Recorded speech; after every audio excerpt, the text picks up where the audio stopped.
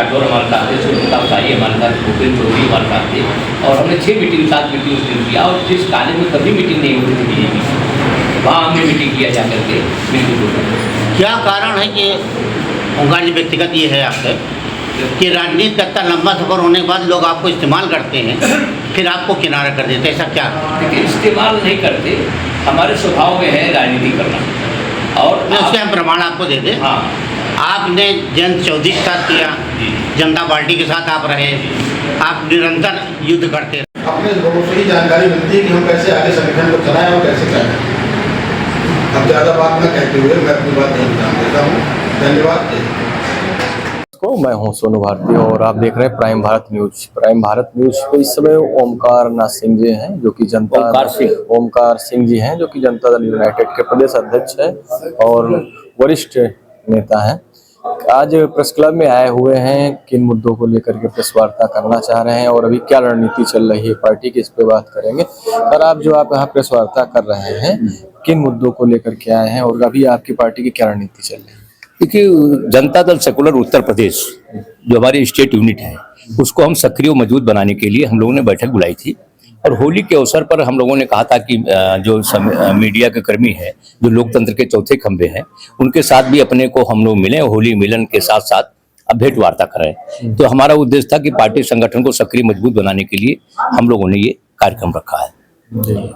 अभी क्या आपके कार्यक्रम चल रहे हैं उत्तर प्रदेश में? उत्तर प्रदेश में जो अभी स्थानीय निकाय के चुनाव है, उस पर हम ध्यान आकर्षित, मतलब कार्यकर्ताओं का ध्यान आकर्षित कर रहे हैं कि हम लोग जहां पर ताकत में हैं, वहां पर हम लोग अपने अपने क्षेत्रों में तैयारी करें।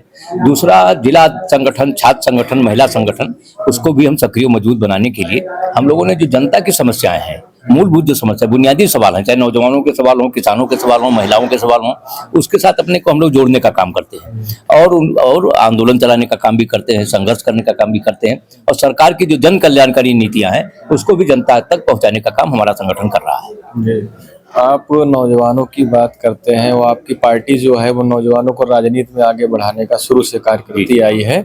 तो एक यह प्रश्न ये निकल के आ रहा है कि जो छात्र संघ चुनाव थे वो बंद कर दिए गए सरकारों के द्वारा, कई सरकारें आई और चली गई लेकिन छात्र संघ बहाली नहीं हुई। दूसरा ये कि फीस वृद्धि और जो महंगे पाठ्यक्रम फीस वाले चलाए जा रहे हैं, तो जो निम्न तबके का और जो गांव से आने वाला छात्र है वो उसको पूरा नहीं कर पाता है। तो इसमें आप सरकार के साथ में भी हैं, तो आपका क्या स्टैंड रहेगा इस पर? देखिए, हम लोग सरकार के साथ पहले भी, हम लोग जब सरकार में थे, जनता पार्टी की 77 में सरकार बनी थी, सबसे पहले हम लोग सत्ता में आए थे 47 के बाद 77 में। तो रविंद्र सिंह जी हम लोगों के नेता थे, विश्वविद्यालय के भी अध्यक्ष रहे, गोरखपुर यूनिवर्सिटी के भी अध्यक्ष रहे, वो MLA थे। हम लोगों ने एक पोस्टर लगाया कि माना सरकार हमारी है, दस्तूर पुराना जारी, वादा निभाओ। और आज भी जो नौजवानों के सवाल हैं, उन सवालों पर हमारा वही दृष्टिकोण है जो आजादी के आंदोलन में अंग्रेजों के खिलाफ था, जो उसके बाद समाजवादी आंदोलन का दृष्टिकोण था, डॉक्टर लोहिया का, आचार्य नरेंद्र का, जयप्रकाश का और हमारे प्रधानमंत्री देवगौड़ा जी का, वही कार्यक्रम है, वही नीति है, उसी को हम लोग आगे बढ़ाने का काम करेंगे। आपने कहा छात्र संघों के चुनाव की बात, हम लोकतंत्र की प्रारंभिक इकाई मानते हैं छात्र संघ को, और छात्र संघ नहीं होगा तो लोकतंत्र कमजोर होगा। और स्थानीय निकाय और छात्र संघों के चुनाव दोनों जरूरी हैं।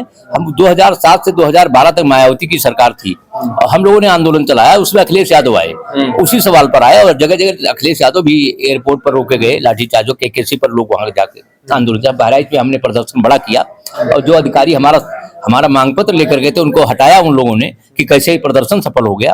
तो कहने का मतलब हम लोग समय समय पर आवाज उठाने का काम करते हैं और जनता भी निर्णय लेती है, सरकार बदलने का काम करती है। लेकिन सरकार में आने के बाद अगर वो चीज भूलते हैं तो हम उनका ध्यान आकर्षित करेंगे और लोकतंत्र की दोनों इकाई है उस पर हम ध्यान देंगे और मजबूत करने का काम करेंगे। जी, 27 के चुनाव में जो है आप BJP के साथ ही रहेंगे?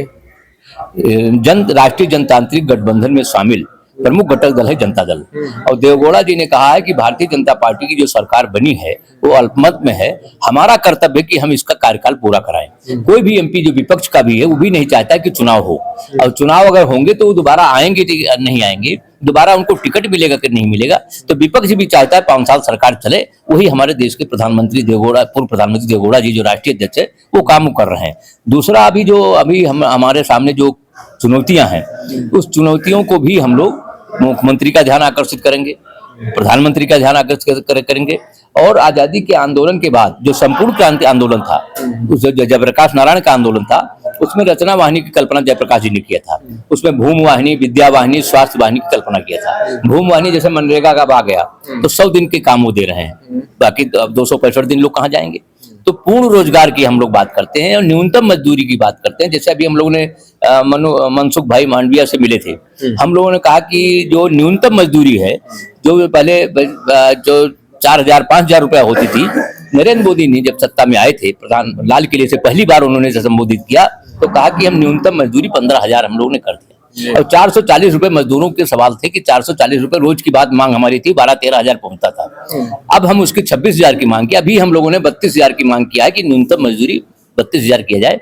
अपनी सरकार है और इस पर आश्वस्त किया है। निर्मला सीतारमण के पास हम लोग मीटिंग में गए थे, उसमें ट्रेड यूनियन के लोग थे, मजदूर संगठन के लोग थे, तो निर्मला जी ने कहा कि आपका, हमने जो सवाल आपने उठाया है उस सवाल को हमने नोट किया है, अपने पीएफ से हमने जो है मंगवा लिया है और उत्तर भी, और आप ही उत्तर इसका डाल दीजिए फेसबुक पर, व्हाट्सएप पर। कहा दही पर कहीं से जीएसटी नहीं है, इस पर कहीं पर जीएसटी, हमने भाषण में रखते हैं। हम लोग उनका ध्यान आकर्षित करते हैं, जो उनके सवाल हैं, उन सवाल जो मजदूरों के सवाल हैं, किसानों के सवाल हैं, उन सवालों को हम लोग जनता के सवाल है वो, उस पर सरकार का ध्यान आकर्षित करने का काम करेंगे और हमारा संगठन भी यही करेगा। क्योंकि हमारी जो नीतियां और कार्यक्रम है वो बीजेपी से अलग है, हमारा संविधान अलग है, हमारा कार्यक्रम अलग है। जो पहले की नीतियां थी वही आज भी हमारी नीतियां, सीटों का तालमेल है।